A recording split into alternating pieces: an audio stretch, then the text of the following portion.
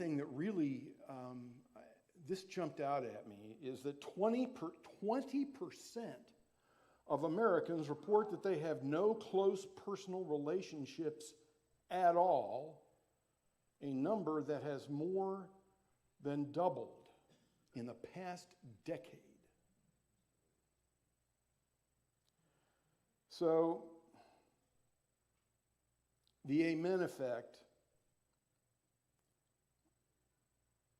repeated ritualized encounters with the other, designed to train our hearts to see that we are all bound up in one another.